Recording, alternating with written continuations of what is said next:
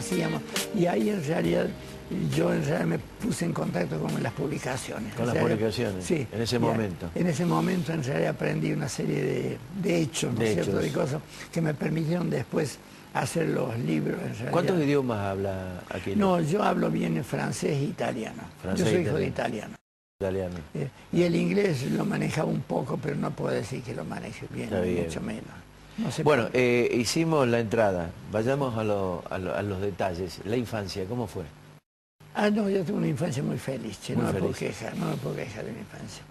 En mi casa mi madre era profesora de plástica, había hecho la Academia Nacional de Bellas Artes, fin a principios del siglo, era profesora en la Escuela Normal y en el Colegio Nacional, muy exigente con uno, yo me acuerdo bien. ¿Cómo eran las madres de antes? Decía a la mañana. Los padres de antes. Sí, decía, uno a la tarde estudiaba porque tenía que estudiar, a la mañana, media hora antes, una hora antes de ir a la escuela, mi madre me preguntaba, prácticamente me tomaba las lecciones, es decir, si había estudiado o no. Sí. Era más o menos así. Pero uno lo hacía con toda, uno era al revés, sentía el placer de comentarle que sí había estudiado ese día. Hoy en realidad no sé, no entiendo bien la situación, para hoy es un poco el sacrificio. Ya vamos a tocar el tema de educación, porque usted sabe mucho de eso y es una persona autorizada para poder hablar sobre el tema. Digo, me comentaron de que su madre lo mandó 2 años antes al colegio. Sí. ¿Por qué? ¿Por qué? Porque en realidad mi madre se le ocurrió que yo rindiera libre primero inferior, porque en aquella había primero inferior, primero superior hasta el grado. Sí. Entonces ya tenía que corregir un poco el partido de nacimiento para entrar en primero superior, no sé, rendir eso. Y en vez de hacer 1 año directamente puso 2. Y yo en aquella época el primario eran 7 años, pero primero inferior superior hasta sexto grado. Hasta sexto grado. Y después el ser maestro, después entraba, eran 4 años. Claro. Al poco tiempo pasaron de 5. Claro. Y decía, yo me recibí maestro a los 15 años. A los 15 años era maestro. Ahora, evidentemente, eso fue en diciembre, noviembre rendí, porque yo en enero, el 9 de enero que nací, cumplía 16 a los pocos días. Pero en el momento me recibían en 15. ¿Y la adolescencia cómo fue? Después, 15 años, maestro. Bueno, ¿Cómo la vivió? No, bueno, justo en esa época, por eso, cuando hicimos que comentó el Centro de Iniciación Científica, que lo hice cuando yo tenía 16 años, yo fui el presidente, éramos prácticamente 4 personas que lo organizamos, ¿no es cierto? Los 4 terminamos en la universidad muy bien posicionados todos, ¿no es cierto? Sí. Bueno, yo era el mayor de todos porque en realidad tenía 16, además era maestro, entonces fui el presidente de cosas. Y se me ocurrió organizar ese Centro de Iniciación Científica, y eso en realidad era un aliciente interesante para... Yo con uno de mis amigos, en realidad, que habíamos hecho, nos encontrábamos todos los días, salíamos, charlábamos. No, yo tuve una infancia, le digo, sinceramente feliz. ¿Cuántos hermanos? Éramos 3 hermanos. 3 hermanos. Una hermana, un hermano y yo. Mire eso. Sí.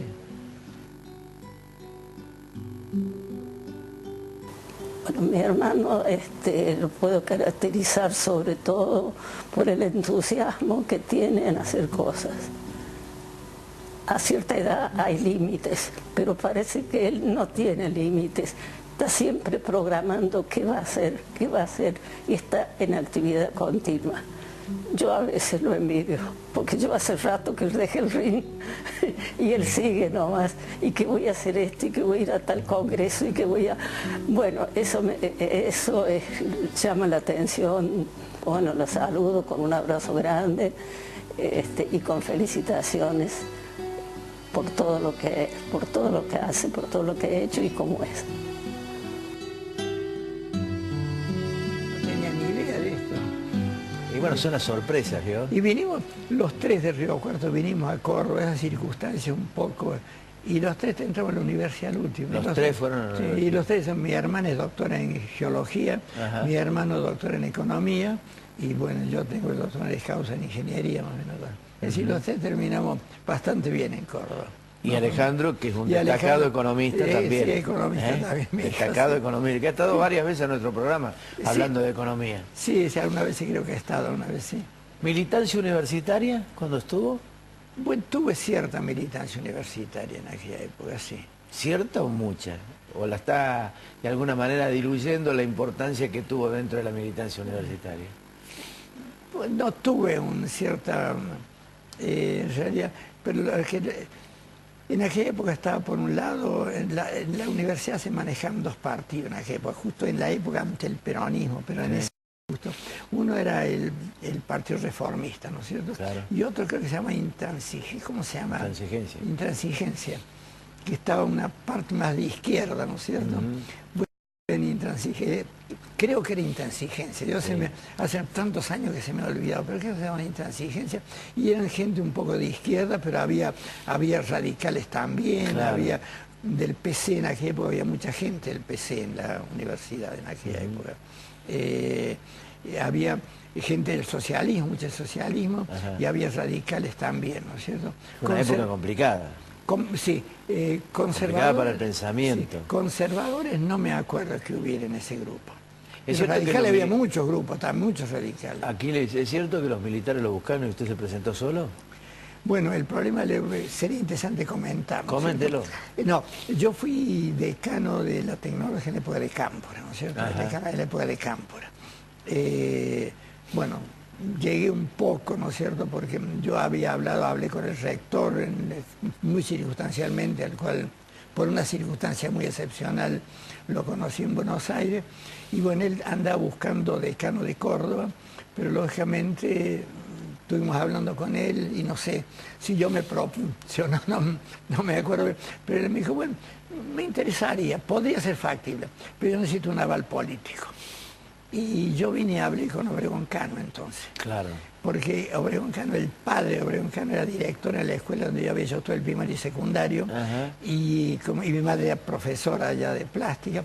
A Obregón Cano lo conocía, tanto que entonces fui a hablarlo a él y le comenté, lo que le comenté, le dije que yo conocía al rector, le podía interesar, pero que y bueno, y le pedí el aval político y me dio una tarjeta, me acuerdo de una tarjeta de él que atrás decía, le presento al ingeniero Gay, el ingeniero Aquiles Gay. ¿Fue suficiente para ser decano? Y fui al rector y entonces me nombró decano, ¿no es cierto? Sí, el decano en Córdoba. Bueno, a raíz de eso, ¿no es cierto? Yo fui decano en la época de Cámpora, cuando vino Pedro seguimos, y cuando vino Isabelito nombraron a Ibenisavich de ministro de Educación, y a los 15, a los 20 días me echaron de la Nacional y de la Tecnológica. ¿Allí se exilió? No, me echaron de las dos. Ahora, lo curioso es el caso, que yo era profesor en la Nacional, en la Tecnología y en la Escuela de Ingeniería Aeronáutica. Y en la Escuela de Ingeniería Aeronáutica no me echaron. Y ellos sabían perfectamente que me habían separado, porque yo se los comenté en la Nacional. En la Nacional. ¿Por qué se va a Europa, Aquiles? Bueno, espera un momentito. Entonces, a raíz de eso, ellos me siguieron, no me echaron, pero entonces tuve 1 año y medio fuera de la universidad, pero seguí todavía en la Escuela de Ingeniería Aeronáutica hasta el día del golpe. El día del golpe fueron a buscar en mi casa, en Boulevard Las Heras, no en mi casa, yo viví, donde tengo el museo hoy en Boulevard Las Heras, ahí había mi padre cuando vinimos de Río Cuarto a alquilar esa casa, estábamos todos, porque éramos los tres hermanos y un primo mío que vino también, ¿no es cierto?, que también es profesor en la universidad, un doctor Cocucci. Digamos, porque mi madre era Cocucci, ¿no es cierto? Y bueno, entonces, yo vivía muchos años allá y figuraba mi domicilio en la libreta de enrolamiento, Boulevard Las Heras 480. Y ahí el día del golpe, a las 8 menos cuarto fueron a buscar al guerrillero Gay. O sea, el guerrillero tenía 50 años ya, entonces guerrillero primero... Poco y nada. Y 50 años, ya el hecho nomás de tenía justo 50 años. Claro. El 76, tenía 50 años. Y entonces yo no sabía qué hacer y fui a ver la aeronáutica, donde yo era docente en la aeronáutica, a preguntar en la aeronáutica. ¿Qué pasa conmigo? Y entonces me dijeron que hablé con ellos, me conocían, entonces me dice, volver, porque había algunos que eran de esto, que habían sido hasta alumnos míos, yo hacía 14 años que era docente allá. Y entonces me dijeron, volvé de aquí 3 días y nosotros, si te presentate aquí, nosotros en 4 o 5 días, 1 semana te arreglamos la situación. Creo que fueron muy honestos, muy honestos fueron. Pero me presenté, me detuvieron, pero no me pudieron arreglar la situación.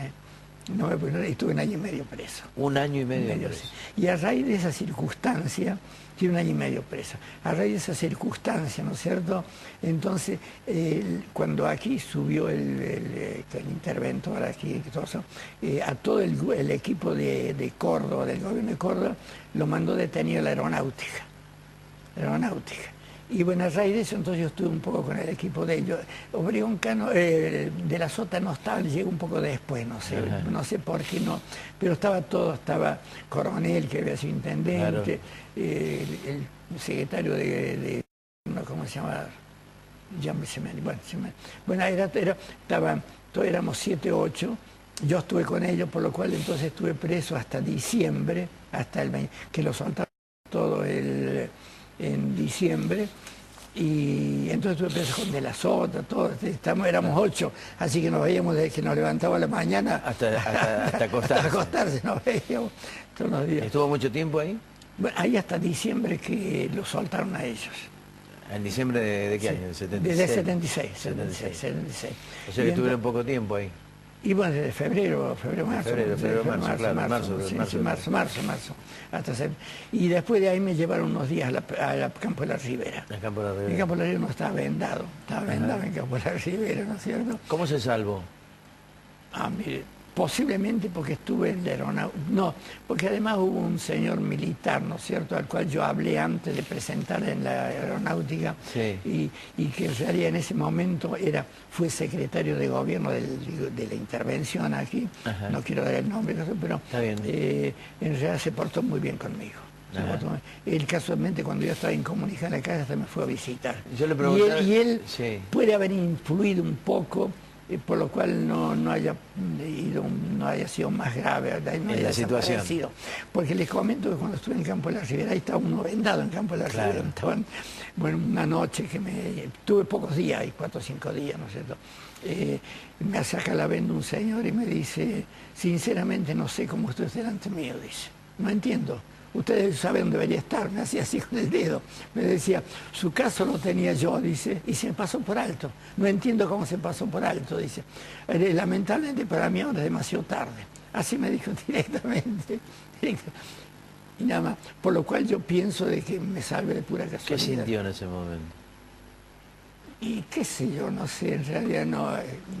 ninguna situación muy agradable, ni mucho menos. No, pero digo, al margen de esa revelación que le hacían, digo, sí, mire, es la primera vez que públicamente lo comentó eso, pero en la realidad le comentó así, me dijo directamente, no sé cómo está delante mío, usted sabe dónde debería estar, y su caso lo tenía yo, dice. Su caso lo tenía yo. Se le escapó.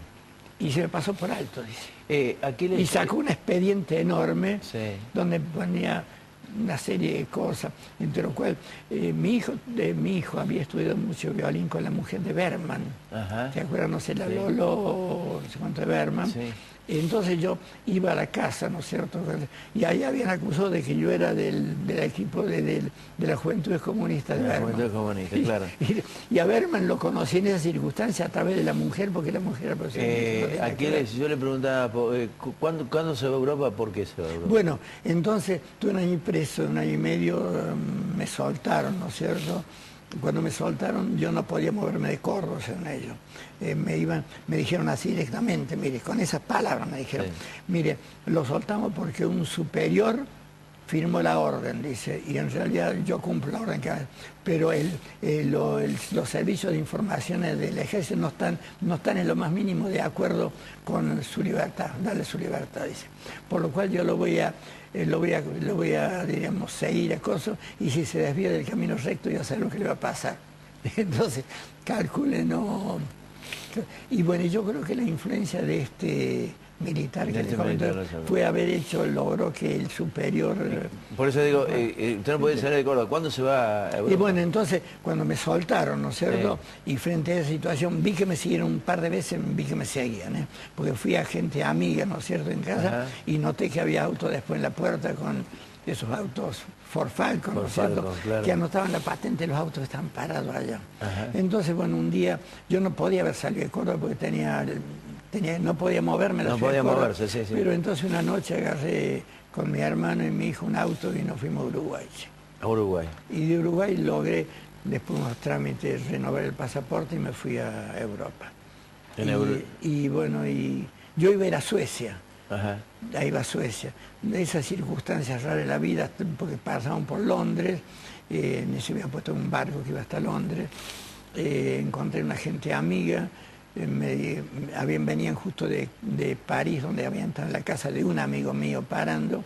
Entonces le hablamos por teléfono y este amigo mío dijo, mira, dice, vos viviste en Suecia como 7 años, digo, más o menos, pero era otra época antes, no es de ahora, porque ahora, en aquella época, nosotros, los extranjeros, los latinoamericanos, estábamos en la palma de la mano, porque había muy poco, y claro, Estocolmo y Córdoba era justo en lo opuesto del globo, entonces le llama la atención, pero me dijo, mira, ahora no, muchos refugiados y todo, no es el mismo, y entonces, no sé, por esa circunstancia llega a Suiza, cambia en Suiza. Ahí es donde... Sí, la casa de este amigo me presentó un otro argentino que está viviendo en Suiza, y me dijo que fuera a la casa de él. A ver qué pasa. Y fui a la isla de San Miguel de Suiza. ¿Cómo fue su tránsito en ese momento por Europa? No, yo en realidad Europa siempre me trató muy bien a mí. Sí. Yo no me puedo quejar. Yo tuve, le digo, 7 años al principio y volví, no porque me sintiera incómodo en Europa, no, en lo más mínimo. Yo en Suecia me sentía muy, muy cómodo. Pero el problema es que en Europa, ¿no es cierto?, uno es un engranaje más de una máquina. Un engranaje, una máquina, y anda muy bien, la máquina anda muy bien, pero uno está en ese engranaje y no se puede salir de eso. En Europa, si uno gana mucho más que aquí, tiene a las 5 o 6 de la tarde está desocupado, hace cosas, pero lo que si quiere hacer algo, quiere hacer cosas, en Europa como extranjero está mucho más limitado. No digo que no la pueda hacer, pero y aún para los